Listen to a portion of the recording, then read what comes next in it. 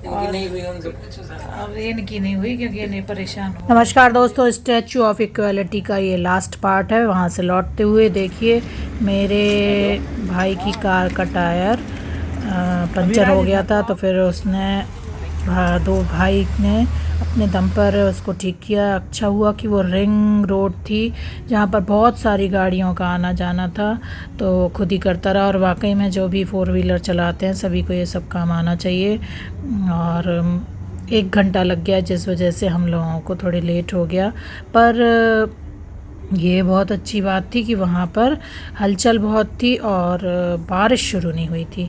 तो मैं अपने भाई के साथ जब भी जाती हूँ कहीं, तो मुझे इसलिए भी ज़्यादा मज़ा आता है क्योंकि वो बहुत अच्छे नए नए गाने लगाता है और मुझे नए गाने बहुत पसंद हैं। तो देखिए कितना सुंदर लग रहा था हैदराबाद का नज़ारा। और मैं, मेरा बेटा, मेरा भाई, हम तीनों एंजॉय करते हुए जा रहे थे।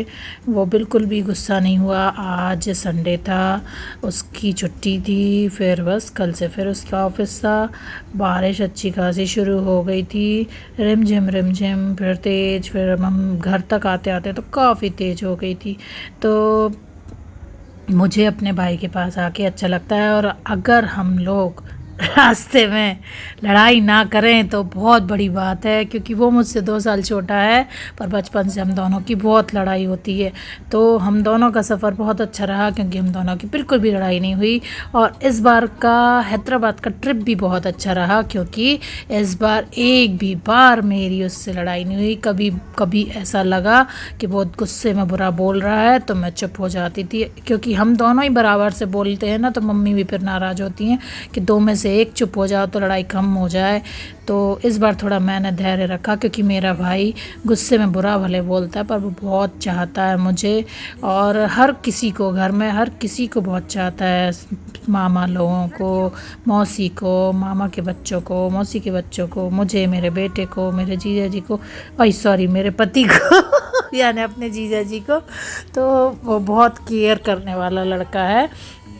तो इस वजह से मुझे इस बार बहुत खुशी हुई क्योंकि फ़र्स्ट टाइम होगा कि मेरी उससे लड़ाई हुई। नहीं तो वो इतना बुरा बोलता, मुझे रोना आ जाता है। तो फिर मम्मी को बहुत दुख होता है, मैं रोती हूँ तो मेरी माँ बहुत दुखी हो जाती है। तो बहुत अच्छा सफ़र रहा हम लोगों का स्टैचू ऑफ इक्वालिटी। सिर्फ इसी वजह से वो गया था, वो कह रहा था मैं तो बोर हो गया हूँ जा जा के, क्योंकि वो अभी तक पता नहीं कितनी बार जा चुका है सबको घुमाने के लिए भी। तो हम लोगों का सफ़र बहुत अच्छा रहा। और मुझे वहाँ पर कर्ड राइस तो बहुत ही अच्छे लगे। वहाँ पर ना दोस्तों 108 विष्णु भगवान के रूप हैं। साउथ में सबसे बड़ी बात है, जो भी भगवान जी हैं ना वो काले रंग में रहते हैं। और जितनी भी मूर्तियाँ थी विष्णु भगवान की, वो लेटी हुई थी या खड़ी थी। बैठी मूर्तियाँ तो मुझे नहीं दिखी कहीं। और वहाँ पर हमारे एमपी के भी पंडित जी लोग थे, तो मेरे कुछ समय तो इस वजह से भी निकल गया क्योंकि मैं बातें करने लग जाती हूँ ना। और वहाँ का जो हम लोगों को जल दिया जा रहा था पीने के लिए, वो ना बहुत तीखा था। उससे मुझे लगता है कि फ़ायदा ही रहता होगा। उसमें लौंग थी, काली मिर्च थी, तुलसी थी और कपूर भी था। और देखिए क्या शानदार नज़ारा लग रहा था हैदराबाद का। मैं इतने छोटे शहर से आती हूँ जहाँ पर मतलब कहना चाहिए इतनी बड़ी बिल्डिंग तो बरसों बरस भी ना हो पाएंगी।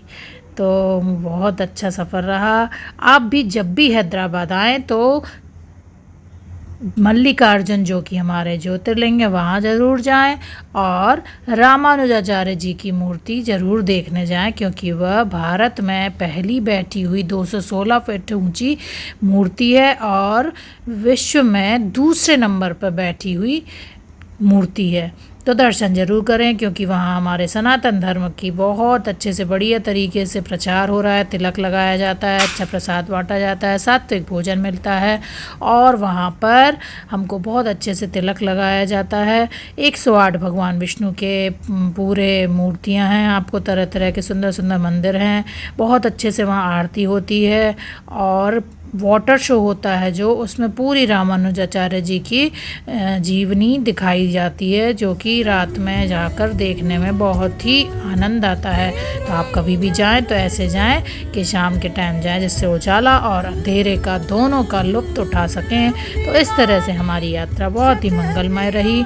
टायर ख़राब होने के बावजूद भाई ने 1 घंटा मशक्क़त करके उसको ठीक कर लिया और हम तीनों ही अच्छे से यात्रा करके वापस आ गए थे। देखिए रिमझिम बारिश शुरू हो गई थी और हम लोग अब अपने घर के बहुत नज़दीक आ चुके थे। तो दोस्तों, मेरे ब्लॉग में आपको क्या अच्छा लगता है प्लीज़ ज़रूर बताएं और कृपा करके लाइक ज़रूर करें। लाइक, कमेंट, शेयर, सब्सक्राइब ज़रूर करें और मेरे सागर के जितने भी लोग हैं वो ज़रूर फॉलो करें। टायर सही किया ना, उसमें थोड़ा टाइम 1 घंटा लग गया होगा, पर थक गया वो भी सच में। पर ईश्वर की कृपा है कि जहाँ हम लोगों ने रोका वहाँ पर काफ़ी भीड़ आना जाना था, मतलब वहाँ पर सभी गाड़ियाँ आ जा रही थी। आउटर रिंग रोड के पास में एग्जिट 14 पे खड़े थे। वहाँ पर ऐसा था कि मतलब गाड़ियाँ आ जा रही थी, तो रिस्क भी नहीं था खड़े रहने में।